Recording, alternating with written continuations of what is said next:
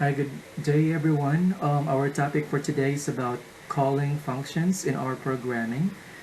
So, before you start writing your own functions in R, it is useful to understand how functions are called and interpreted in an R session. First, you will look at how variable names are compartmentalized in R programming. Further, you will see R's rules for naming arguments and objects and how R searches for arguments and other variables when a function is called. Then, you will look at some alternative ways to specify arguments when calling a function.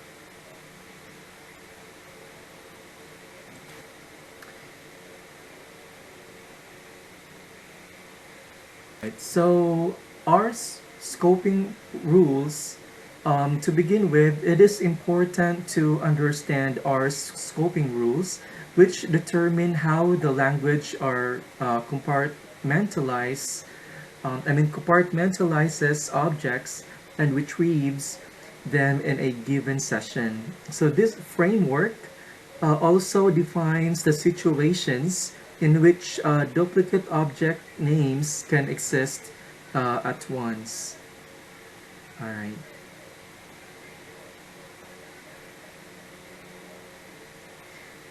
In this section, you will gain an introductory understanding of how R behaves internally in these circumstances, which will help you later on when it comes to a programming and executing your own functions and those of other packages. Next is under scoping is first is the environments. So R enforces scoping rules with virtual environments. You can think of environments as a separate compartment where data structures and functions are stored. So they allow R to distinguish between identical names that are associated with different scopes and therefore stored in different environments. And environments are dynamic entities. New environments can be created, and existing environments can be manipulated or are removed. So, technically speaking, environments don't actually contain items. Rather, they have pointers to the location of those items in the computer's memory. But using the compartment metaphor and thinking of objects belonging to these compartments is useful when you are first getting a general sense of how environment works. So there are three important kinds of environments that we will be tackling. So first is global environments, package environments and namespaces, local or lexical environments. So let's talk about global environments. The global environment is the compartment set aside for user-defined objects. Every object you have created or overwritten so far as has resided in the global environment of your current R session. All right, and I mentioned that a call to ls open close parenthesis, okay, lists all the objects, variables, and user-defined functions in the active workspace.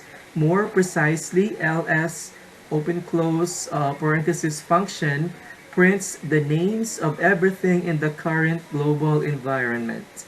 Okay, so starting with a new R workspace, the following code creates two objects and confirms their existence in the global environment. So we have R greater than FOO less than minus 4 plus 5, R greater than FOO less than minus string tastic, R greater than ls open close function, and then one is bar and then foo.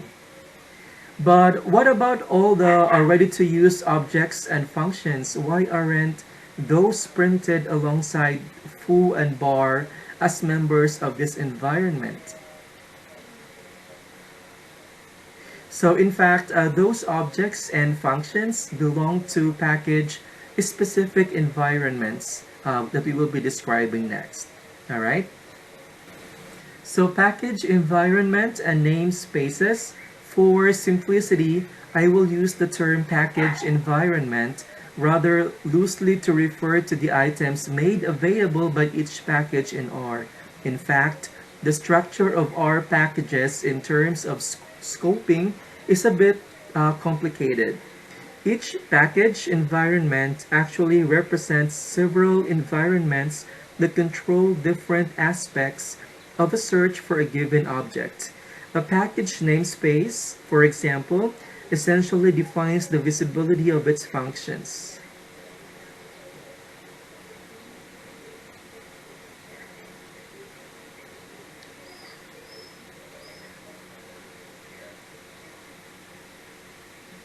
All right. Um,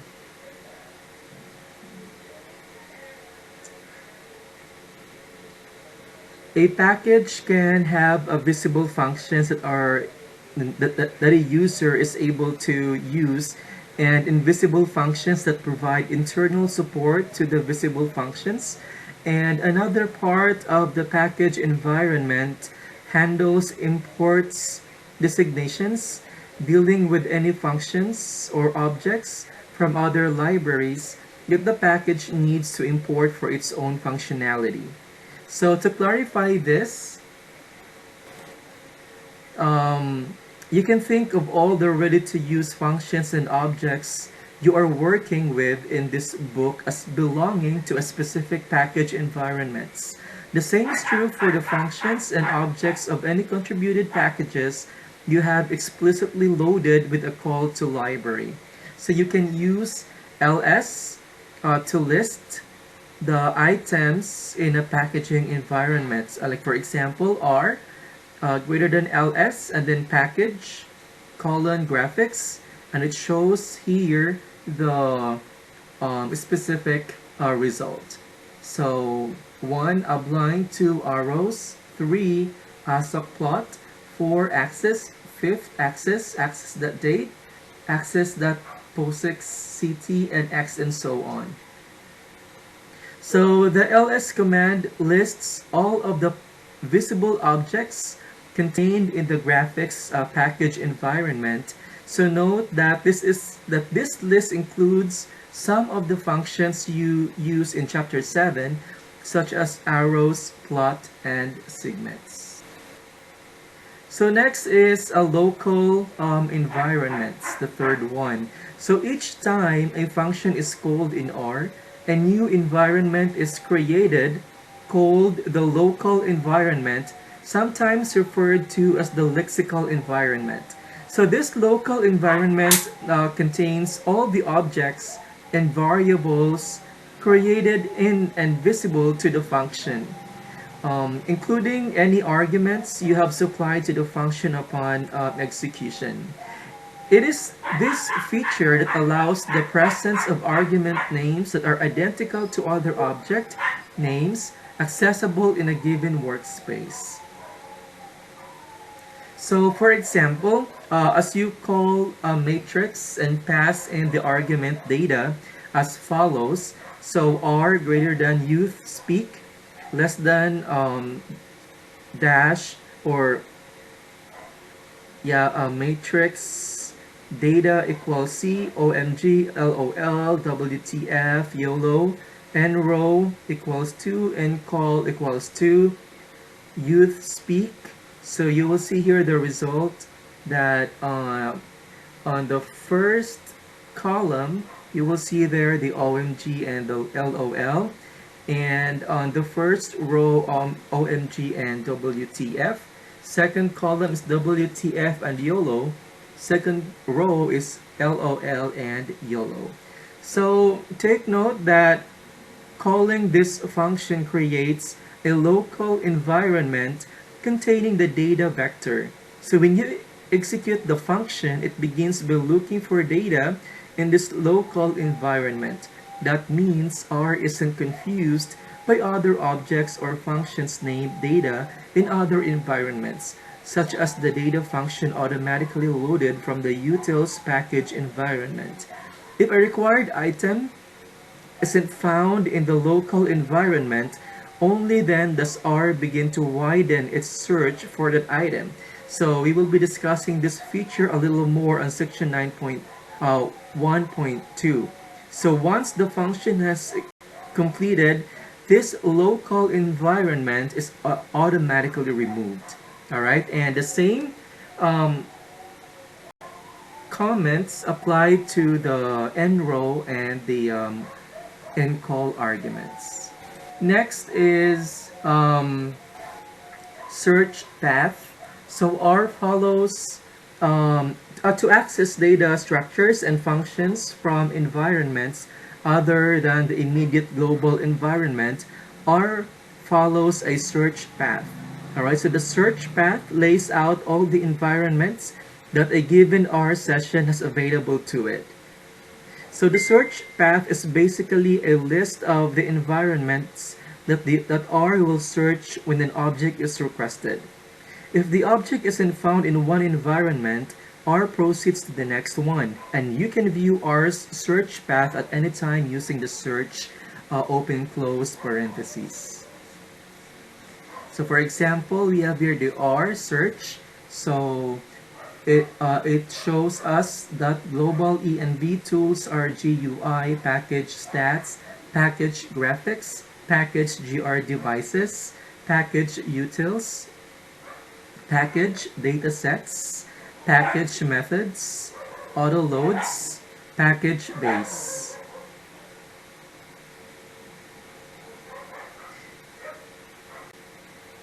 Okay. Next one is reserved and protected names. So a few key terms are strictly forbidden from being used as object names in R. So these reserved names are necessary in order to protect fundamental operations and data types frequently used in the language. The following identifiers are reserved. The F or if and else, for, while and in, function, repeat, break and next, true and false, inf and minus inf, na, nan, and null. So I haven't yet covered some of the terms on this list. These items represent the core tools for programming in the R language, and you will begin to explore them in the following chapter. The last three bullets points include the familiar logical values and special terms used to represent things like infinity and missing entries.